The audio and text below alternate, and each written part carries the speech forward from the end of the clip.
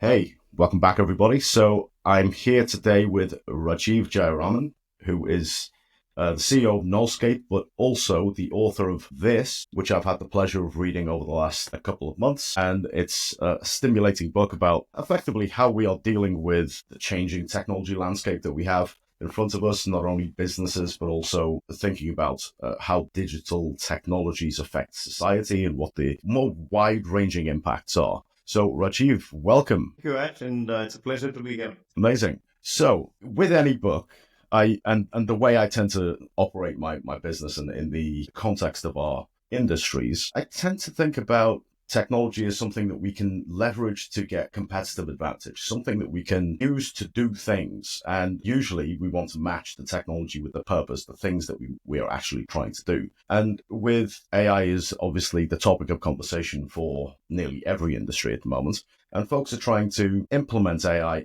hopefully, against some kind of business problems to try and be better, faster, cheaper, be somehow competitive in the market. But the problem statements really lead us to do the things that we do in our businesses. And I was interested in reading through this book. There were lots of problem statements that came to my mind. But for you, you must have had some kind of problem statement that you were trying to address when you started the process of writing this book, when you put your ideas on the page. So how did that come about? What was the inception of this? Awesome. Thanks for asking that question. So, just to take a step back, at Wallscape, our mission is to help organizations and leaders become future ready through experiential learning tech.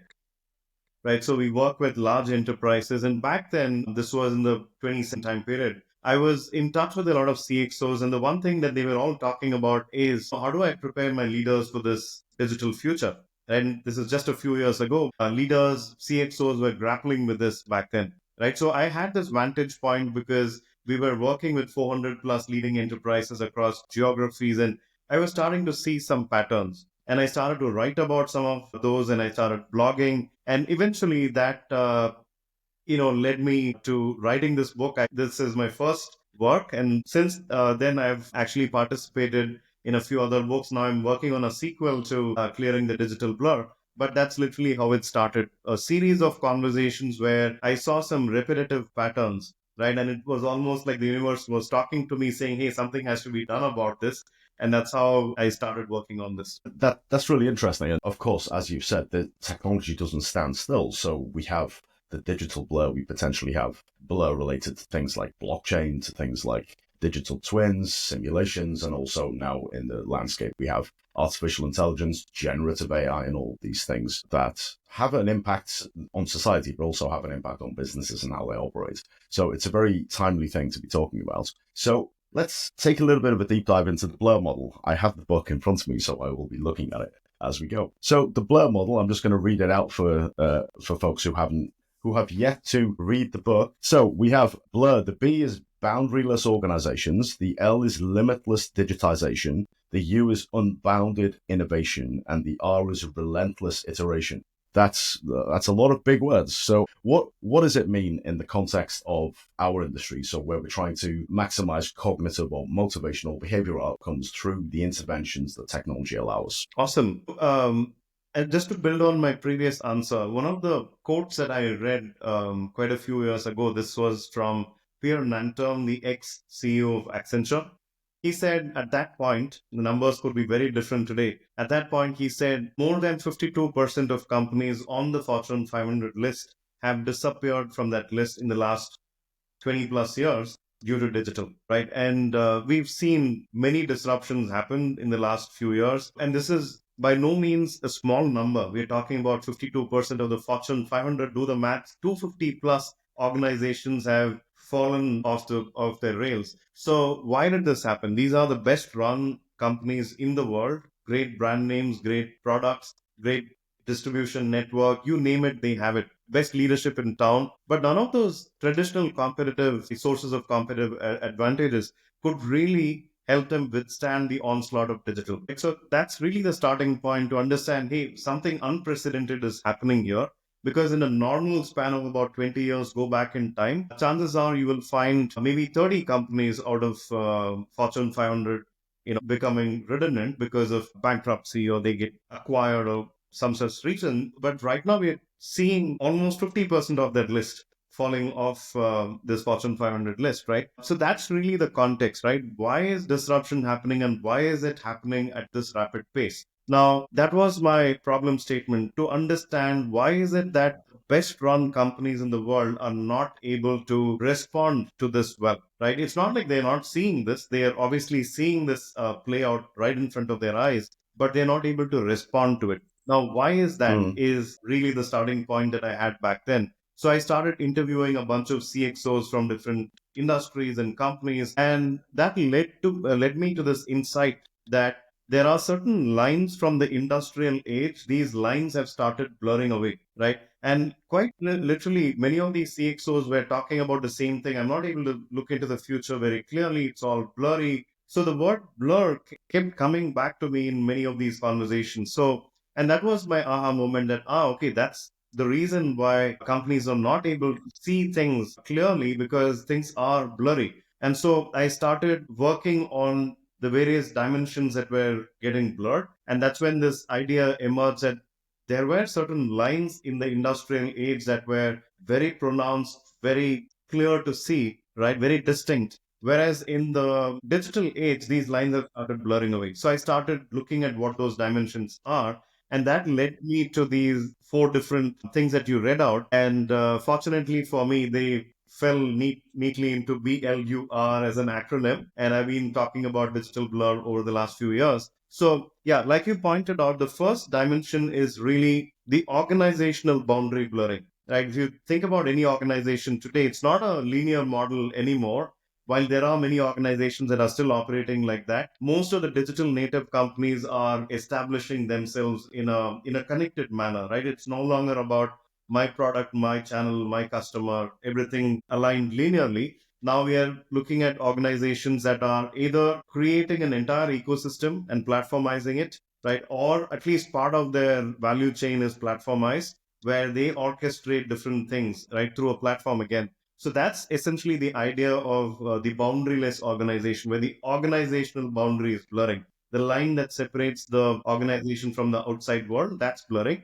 And as a consequence, the line within the organization, the functional silos that we used to have earlier, those boundaries are blurring again, right? So that's leading to a lot of convergence of things, development and ops coming together, and now we call it DevOps. So Yep. a lot of things have come together because digital ultimately is a forcing function. So we are organizing ourselves very differently compared to what we used to do 5, 10 years ago in the industrial Yeah. era. And similarly, So on the other just on that point, right? So you made a couple of points there. It's probably worth reflecting on those. So the first point about some companies don't respond to the times, they don't change with the times, and they therefore fail in the market, or they're acquired, or they somehow cease to exist. To some degree, that's a natural consequence of market forces, right? If they're no longer able to be competitive, then of course they should give way to companies that are more competitive.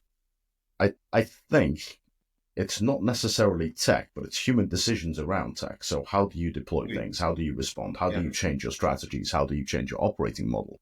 That will result in success or failure of a business. And the boundary point that you've made, I guess we're talking about companies like Uber, like Airbnb, like maybe Amazon, that have effectively an enabling platform that allows a market of suppliers or a market of service offerings to be brought into something without necessarily owning the estate, without necessarily owning the properties or the assets or having headcount or employing those people. And that's quite a departure from a traditional organization. But for the people who might be listening who are in those traditional organizations, maybe have or have not experienced some of the silo breaking that you're talking about, because there are still big organizations that have very traditional structures. This is your job, you do that, you're in that department, and you don't do anything that's related to this other job that's right next to you in the organizational hierarchy. And we have the concept also of the skills-based organization, which is being talked about a lot, and some companies are implementing that. So the idea of cross-skilling, upskilling, does it really help to break those boundaries without some other significant kind of change in an organization? Yeah, that's a fascinating question. So one of the fundamental changes that has happened from the industrial era to now is that in the digital age, the customer is right in the center of the business model. right? So if we think back to the industrial age, what's that one idea that was groundbreaking that serves us well even today, to be honest?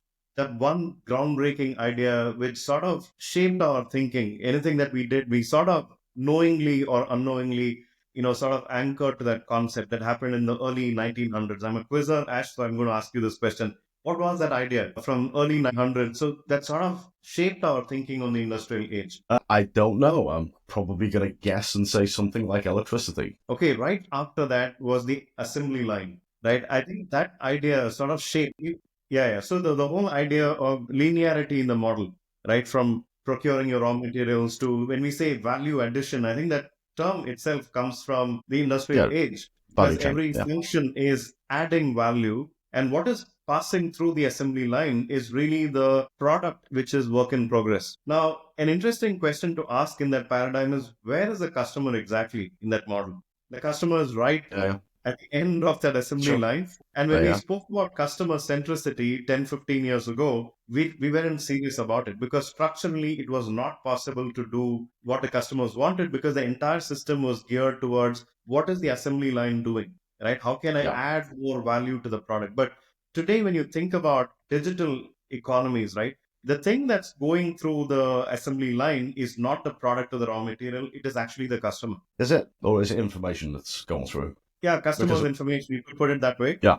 Yeah. So the customer is right in the center and everything is revolving. It's like a revolving assembly line around the customer. And the thing that's surrounding the customer is actually the platform. And one of the foundational ideas here is I think many organizations speak about it. In the digital slash AI age, the only asset that you should be owning is the customer. Everything else can be commoditized. So to that extent, Hmm. I want to be able to build a platform that surrounds the customer, gives them anything that they can think of, all the options that they need, and also the realization that I can't be producing everything that they want or need. So I should be able to assemble an ecosystem and bolt them onto my platform. So that way customers are locked in. So if that is the mental model, now what does it mean internally for us? Back to your question on how do we break those silos? If the customer is right in the center and we need to surround the customer with a platform, we can't be operating with our linear assembly line model, right? Which is what it is in most traditional organizations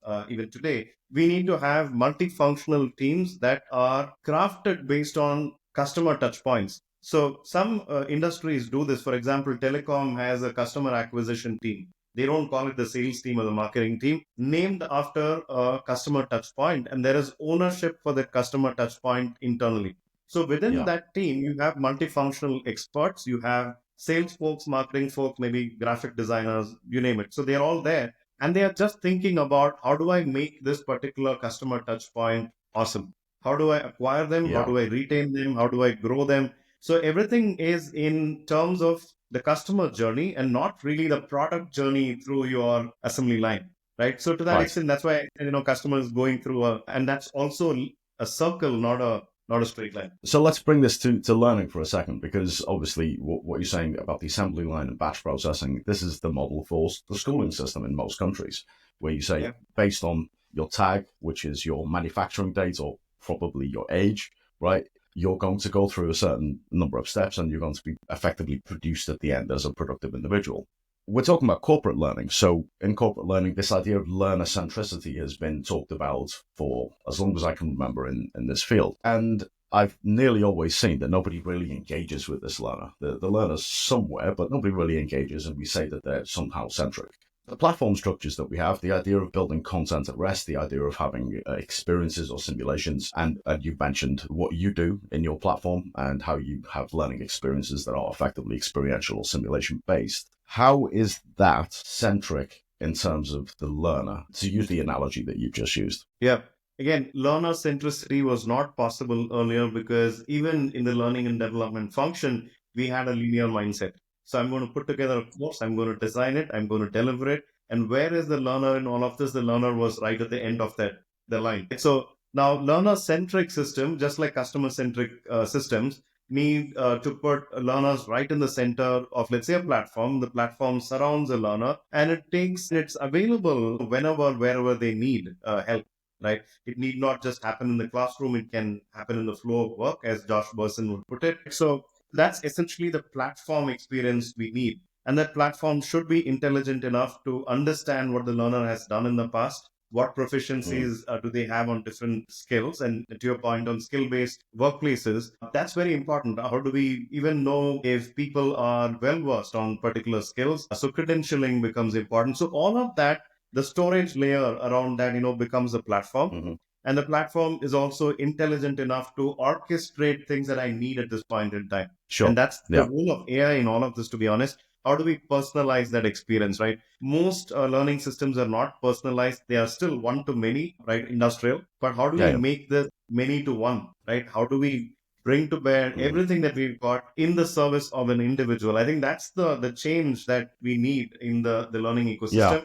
And from our perspective, what we are doing is we are big believers that, knowledge is out there, information is out there, right? You go to YouTube or Spotify or, I'm sure a lot of people take away great learning from your podcast as well. Today's sources are plenty, but all that is information, all that is knowledge. But what makes it a skill is when you're able to take that knowledge and apply it in a safe environment, like a flight simulator for a pilot, right? So they're not just exposed to content in books on aerodynamics and they're not asked to fly a plane the next day. Thankfully, that doesn't happen.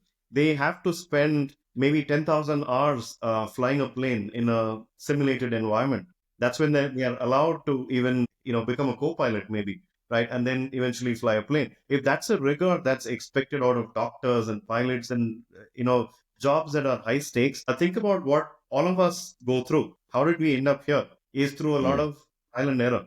We were not given safe environments to explore and apply our knowledge in a workplace like context. So that's the big breakthrough that we are bringing to the table at Knowledge. Okay, so we have the concepts, multiple concepts in there, which maybe we'll drill into in a separate session, but the multiple concepts around things like experiential learning, things like simulation based learning, how they lead to potential skills that can be measured, but also the concept of proficiency. So, how you get better over time if you repeat the actions that you're doing in the application of the things that you know. So, that's the application of knowledge leads to skills, and then you have experience in the workplace, most likely that leads to proficiency and yeah, things like that. So these concepts are probably fairly familiar to the learning and development industry. The L, the limitless digitization, which is where we're going as we start to talk about the technology landscape. So we have digitization and we have the potential for that to be limitless in the context of what you're saying, with the learner at the center. So the learner is able to, based on a trigger, so I need a particular thing, and I'm going to therefore go and find out what I need to know. Everything is available at my fingertips, and that's the ideal solution. But that's not really what we're saying, because I think what we're saying is that might be an ideal solution for the acquisition of information. Yeah. But then we need to practice that. Yeah. And if we think about the context of your platform, but also the rest of the AI ecosystem that we probably will have available to us over the next couple of years, we have the ability to go and find things out. We have the ability to have those things summarized, digested, and somehow made relevant to what we do. And then the ability to practice that. Now, the ability to practice that, so far as I understand so far, we're still talking about content at rest. We're talking about the development of a simulation where you can go and practice some things, which has been validated by some experts and somehow gives the task structure, gives the procedural knowledge, gives the practice capability that an organization needs, endorses, sanctions, etc. How do we move that content at rest piece, that simulation at rest, away from being at rest? How do we move it towards something that is dynamic and adaptive? Bearing in mind, we might not have all of the data that we need to actually personalize something. So we talk about customization and personalization ever so slightly differently depending on how much data you have. So how do we move the needle when it comes to simulations being something that we create versus something that could be dynamic? Yeah, that's a brilliant question. So just for context for your audience, L is limitless digitization, right? So that's a line between the physical, digital, and the biological that's blurring. So the first Mm-hmm. one, boundaryless organizations, was the organizational boundary blurring. Here, the physical, digital, and the biological is blurring. Now, if you apply this to the workplace, obviously we see this today. Physical and digital we sort of get because everything is phygital these days. right? I'm mindfully adding biological to this because over time, I think that's what's going to happen, where some part of, companies are already understanding this about neuroplasticity and how we learn better, right? Through better neuroscience principles. So I think at some point in time, learning will use the biological angle to this as well to truly personalize learning. Now, how are we converting this experience at rest into a dynamic experience is where AI comes in. So a couple of years ago, we introduced a platform called Genie. So back then, GenAI was just in its fledgling state. We named the platform Genie. Later on, we retrofitted the word generative into it, not as a marketing gimmick, but truly that's what it is doing today. So it is a generative, immersive experience creator, Gen IE. So Genie. So what we're able to do is, just like you go to Chat GPT and you prompt for different things and it gives you information and insights. So on Genie, you are able to prompt for different experiences. So, for example, if you want to create a difficult conversation between a manager and a direct report in the retail industry, and this is a performance conversation, you are able to give Genie that prompt. And we've got a large library of simulations that are built already. And that's the moat that we have in all of this. But a layer of a builder attached to this large library, so we are able to very quickly, in a matter of minutes, create a dynamic experience in the context of the organization for the topic that you're looking for and for the audience that you're looking for as well. So that's from an organization standpoint, how you're able to rapidly deploy some of these things. From a learner standpoint, when you go through the simulation, it's a conversational experience. Back in the day, we used to have pretty static experiences. You click on this button or you select this option. All of that has become adaptive and real time and conversational. So some of the avatars that you are speaking to in the simulation today, they are unscripted. So they are trained on certain models and certain personalities. And after that, they start giving you real time experiences and they're learning from your reaction to different situations and they are flexing their styles accordingly. So that's how we make it a dynamic experience, both for the L&D teams and the organizations and for the learner. And in all of this, the beauty is because this system is all about learning by doing, as opposed to learning passively, watching a video or going through an e-learning concept online. We all know how ineffective that can be. But here, it's an active system. You're learning by doing. If you're disengaged, we will know that, right? So if the person is not making the right moves, all of the clicks and the conversations that you have, they're all processed by AI instantaneously. It starts giving you feedback in context. And some of this data goes into your personalized report.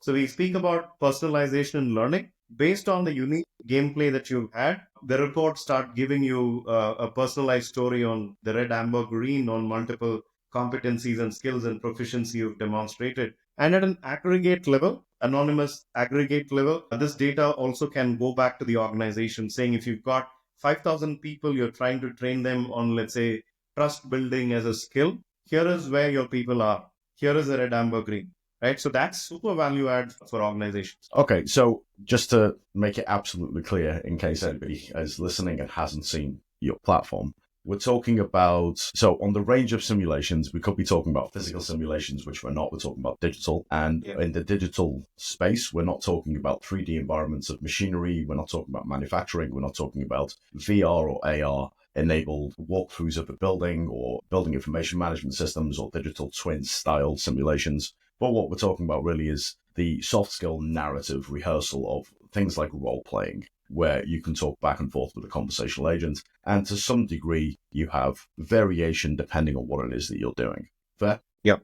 Yeah, absolutely. Thanks for articulating that so well. So in that space, we have the potential. We're not there yet in the grand scheme of everything that we could do with simulation, but we have the potential to digitize a large part of the rehearsal, the experience, the practice that people can do when it comes to things like conversation. And that requires obviously the conversational inputs from, let's say, generative AI more broadly, but we could be talking about large language models through to avatars and simulations of people. But we also, on the flip side, probably need something that allows you to talk. So some kind of speech recognition or keyword recognition that allows the construct to pick up whatever it is that you're saying and move the scenario forward. So for everybody listening, I just want to address something that you touched upon, Ash, earlier. And you made a super interesting observation. which is that today, you've got information, you've got courses, plenty of them available out there. Now, the real question is, when does true learning happen, right? Does it happen when everything is convenient? And I ask this whenever I interact with people, with leaders. When has your best learning happened? Was it when everything was comfortable and convenient, or when you were faced with an adversity? Almost every time, everybody says it was through adversity, right? Now, Yeah, we don't yeah, yeah. want to create a learning system that creates adversity for people, but the real idea is, how do you create a crucible experience at a time when it's not so much about learning today, it's also about unlearning all those habits that we've picked up from the industrial age. We need to be shaken up a little bit, and we need to be told, hey, that doesn't work anymore, right? For that, we need to put people through a powerful experience that lets them sort of unlearn as well. So that's the crucible experience that we create through the system. So there's a point about psychological immersion there, I think, which is that if we were to take the thread and make the assumption on things like learning theory, where we would say that I have a mental model or a schema of the world, this is how I think, this is how I think the world works, and I have a stimulus, some kind of information or experiential stimulus that changes that through the process of cognitive or emotional work. So I'm going to do some kind of work in my brain because the stimulus has caused me to do that. And eventually I will change what I think of the world. Probably not my value set, but how I think things work. Now that you need the stimulus to create that work. And back to what you said earlier, you said something around being able to do things in a safe space. The idea of simulations and flight simulations is that safe space. And a simulation needs to be immersive enough such that people can lose this idea that this is just a simulation. This is a safe space. So I'm doing the thing that I know I should do rather than the thing that I would do, because those are Yeah. very different actions that you Yeah. take in a digital construct. How do you achieve this idea of immersion? Yeah, so like you mentioned, we don't do too much in the way of VR or AR or 3D environments and so on. The practical difficulties for achieving scale with those things. What we employ is, we've been studying this whole space of gamification even before it was a thing, even before it was a term. We were studying that very closely in terms of human engagement. How do you engage people? I think that's one of the things that's often overlooked in learning design. We assume that, okay, this is great content and people will stay on it. But no, there are competing pressures that we've got, right? How do you draw people in? I think the first thing that we take care of in the design is curiosity. There's something that is challenging about that storytelling. Hey, you're going to be playing this character in this organization, and the profits are going down, and you've been picked to do something. So there's a sense of mission, there's a sense of ownership and doership that we attach to that role that creates a certain level of drama in this thing and curiosity that, hey, this is interesting, right? I think that's at the level of engagement, we need to get this right from the get go. And I think the first 5-10 minutes, we need to focus on what's in it for the learner.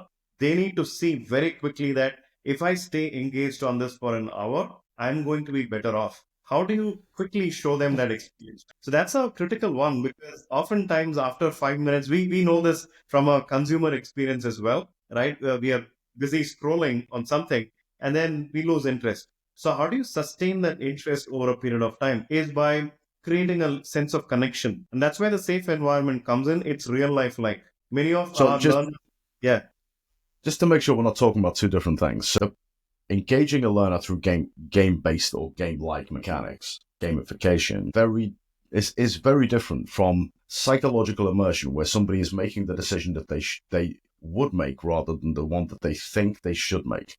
yeah, So they're immersed, and I don't necessarily mean VR. I mean the psychological side of things. And of course, if nobody's looked at this, then maybe this is a white space for people to go and look into. But that's the difference, I think, between what we're talking about. So let's put a pin in that one, because one eye on the time, we are only two yeah. letters in to the blur, right? So we had boundaryless organizations, we had limitless digitization, and the U is unbounded innovation. So again, the concept of freedom, the concept of releasing the shackles of the past and moving forward into a utopian age that we can craft with our own hands. So unbounded innovation, describe that in the model. What are we talking about there? So in unbounded innovation, the underlying line that's blurring is the industry boundary. So just to build this up, the organizational boundary, the line between the physical, digital, and the biological. Now we're talking about the industry boundary blurring. And we know this to be true. Pretty much every industry is trying to fit into this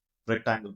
Digital is a major converging force. It makes different products compete for attention, and it's all getting squeezed into the screen. So as I mentioned earlier, owning the customer and owning customers' attention is crucial. And whatever gives me that ability is what organizations are doing. For example, Grab, a taxi company in Southeast Asia, is also a bank.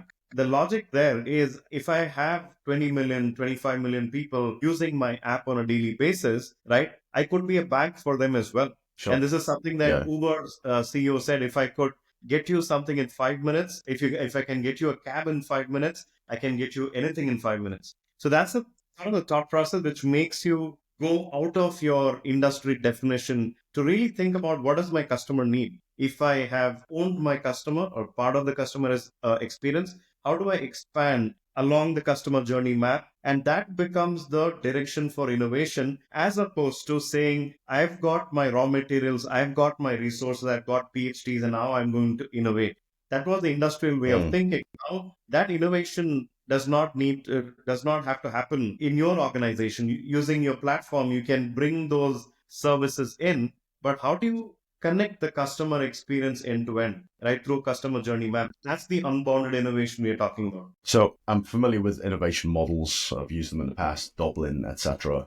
And organizations might have different innovation strategies. How do you pinpoint where the ideas come from? How do you select them? What's the kind of incubator model that you have? All of these things I've seen out in industry, but there's always a question. And the question is, what is innovation? So innovation could be, this thing is new to me, therefore it is innovation. But in the market sense, you have something that may be disruptive, maybe changes significantly what the paradigm is, or something that just changes the competitive advantage of one business. So what is innovation to you in the context of this book? So the innovation to me is being super customer centric, using that as a true north to determine where will I go next, what will I do next. And going back to this Grab example, if I have 25 million users, they are transacting with me on a daily basis. This is pretty much a service that we use on a daily basis. And if you take a large private bank, and I'm thinking of a large private bank in India, they've got about 15 million customers. So here you have a taxi company that has more daily active users compared to a large private bank, right? So can I use that asset that I have to think about what else does this person need, so that I own the entire experience? So that becomes the method or the thought process around innovation. To me, it's about really understanding what is the customer doing, where are they going next with it, and can I follow the customer literally, right? Okay. So that I keep owning their experience end to end, as opposed to what you said, right? This is what's new to me, or this is what I can offer, do something unique for the world. So that has still a place, but I think the way most organizations are starting to think about is, what does the customer need? What are the evolving preferences that they have? And how do I deliver value to them? Yeah. I'm asking you something slightly different, and that is, what is the word innovation itself? Because we see this in different companies, right? The word innovation itself can mean different things. And in the context of what you're saying, of course, the innovation in your book might be customer centricity. But if you were to go to a client, you're going to a conference, you're pitching something, you're saying something about innovation. What does the word actually mean? The word innovation? To me, word innovation is thinking about something game changing, because there are a So lot on of the incremental disruptive side, yeah? disruptive side. Yeah. Let me also give you a one liner in addition to that one word is you use the term faster, cheaper, better during your intro, right? So I think that's been the name of the game forever in terms of, hey, can I do something in service of my customer faster, cheaper, better? But the one thing that the better is probably the business model.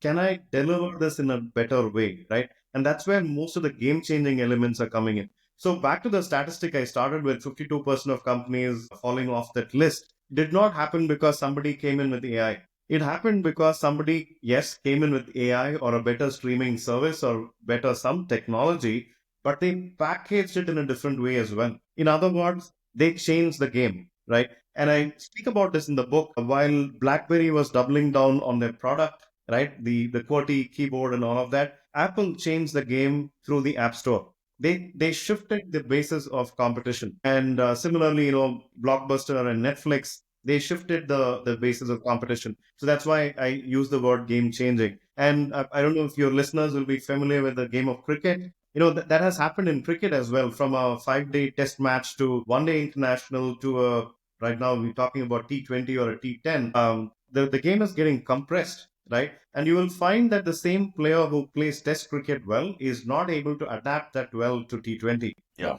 So I'm using a game here as a metaphor, but quite literally the game is changing. So that's a really important point, and it's important for many, many reasons. But this morning I was reflecting on this, that I've spoken with a lot of people this year. Where are we? We're in February, the end of February 2025. And I have spoken with, whether it's clients, whether it's people at conferences, whether it's we're having this conversation now. And the game of work is also changing, because I think everybody has given me a very consistent message that I have also experienced myself. And that is, the first 2 months of 2025 have been busier than ever. Every single person I speak with is rushed off their feet doing so many things. And partially, this could be a consequence of the rapid changing in the of technology market as well. We're all responding to things, and we're always on. And, we have these kinds of issues in our society. But the game of work is changing. Therefore, the nature of skills, the nature of tasks, the nature of being present, the nature of pay, the nature of salaries, the nature of compensation, the nature of employment.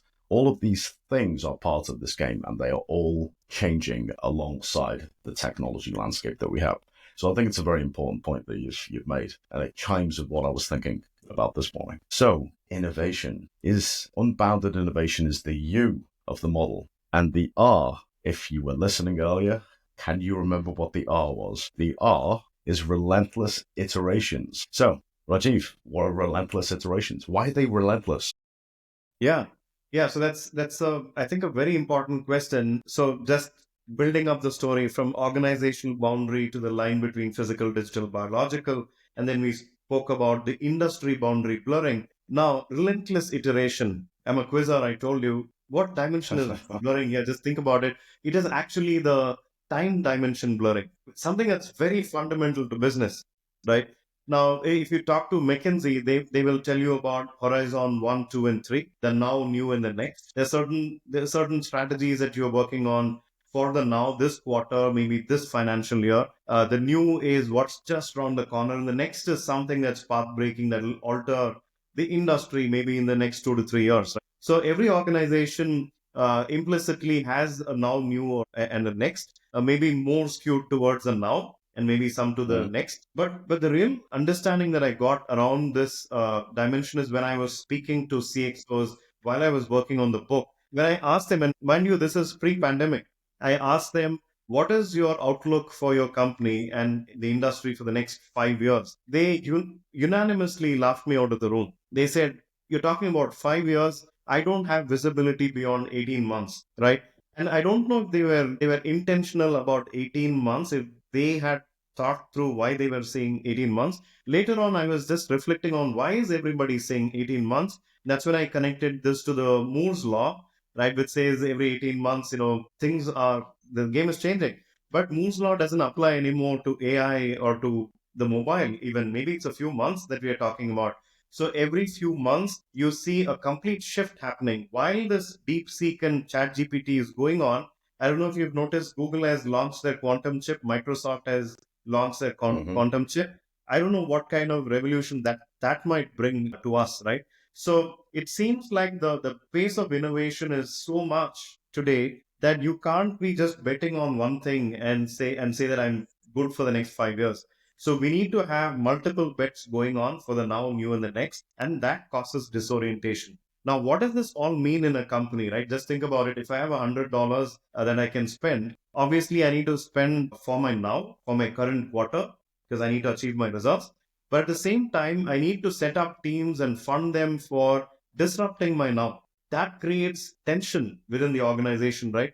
And that's one major reason why most companies that are successful, right? If you're not successful, you can disrupt everything and start over again. But if you are successful, there's a certain playbook that has worked for you. It's super difficult to disrupt yourself, right? That $100, can I set aside $30, $40 out of that to disrupt the now, right? How many leaders will have the courage to do it? That's really the crux of relentless iteration. It's relentless because somehow we, I think, all are getting the sense that the pace of innovation, and it's all compounding, right? Back in the day, innovation used to percolate over a period of time, and then the next one used to come in.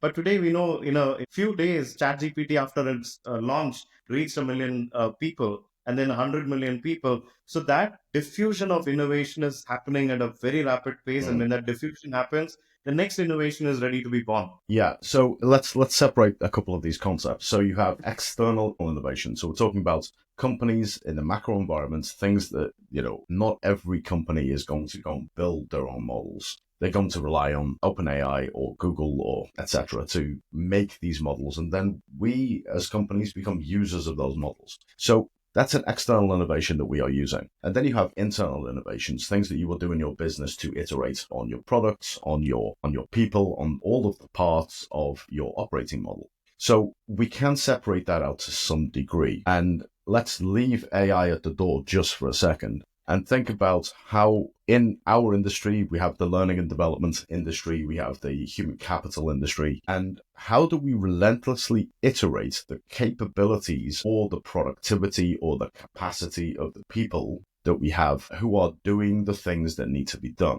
Now, the reason I say that is that the people that you have who are doing the things that need to be done, that might change over time. Operating models will change, organizational development will change, machines do more, people do more, each does less. There's a balance, multi-agent frameworks, human hierarchies coming together in seamless harmony. All of these kinds of things are concepts that we need to probably deal with over the next couple of years. But when we relentlessly iterate, we can't necessarily iterate if skills and capabilities and knowledge all stay the same. So how do we iterate in that respect? Yeah.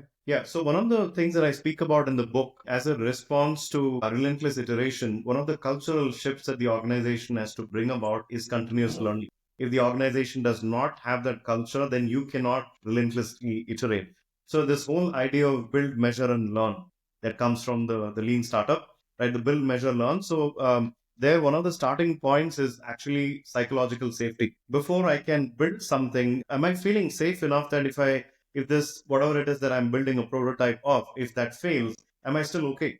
Right. So those are, I think, foundational building blocks that organizations have to work on, and then allow people to build their MVPs, the minimum viable products or processes or platforms, build it out and measure and learn from it. And that continuous learning mindset. So here, I don't think it's necessarily about structured learning, right? Yes, that has its place. People need to take time away from work. This is like, again, sports. If you keep playing continuously on the pitch, you don't get the time to learn the new skills or reflect from your experience. So we do need structured learning to be effective, but there are other things that need to be done in the form of action learning, right? The build, measure, learn that I'm talking about, that can be facilitated in the organization. So learning teams now, I think, have to start thinking about learning almost from providing on the job learning experiences while you're working on certain things.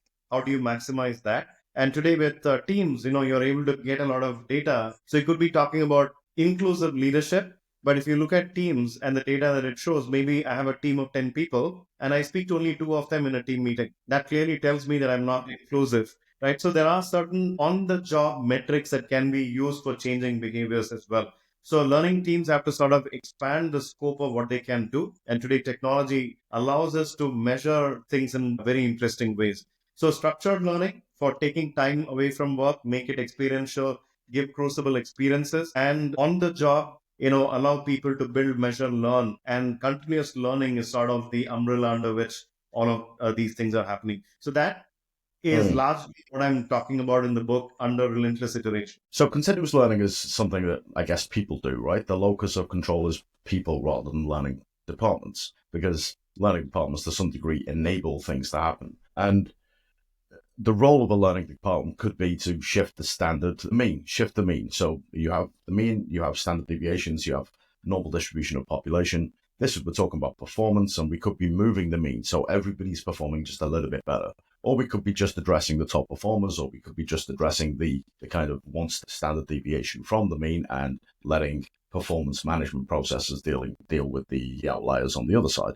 So we have all of these possibilities in front of us. Continuous learning as a concept that just applies to everybody. Is that tangible enough to be able to help craft the strategy for leaders, for learning leaders, for HR leaders to be able to deal with that concept of moving organizational performance? Yeah, I think so. And today, more than ever before, I think HR and L&D teams have a crucial role to play. We spoke about the structure of the organization undergoing a change that's boundaryless. So that is all about org design. How do you create self-empowered teams? Right? How do you create agile teams?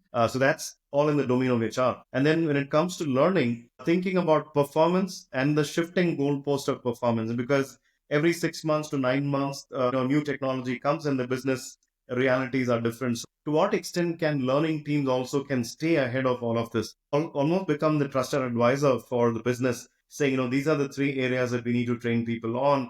One of the things that I do find is while learning and HR teams are busy providing these services to others, their own skills are not taken care of, right? And more I'm seeing some learning decisions moving directly into business because they tend to think that we understand where the business landscape is shifting and we know the skills to be built, and so decisions are moving rapidly towards business decision makers. So one of the things that learning teams can do is sort of stay ahead of the curve, be future ready first. A cliche, but I think it works every single time. This is the oxygen mask. Wear it yourself first before we can help the business. So that mindset shift, I think, needs to happen with HR and L&D teams. Yeah, I think I fully agree that upskilling is something that not only the L&D industry, but pretty much every industry is grappling with at the moment. How do you make sure you have sufficient skills to be able to enable the skills of others, to be able to enable the technical landscape, to be able to enable competitive advantage, etc., depending on which part of the business you're in.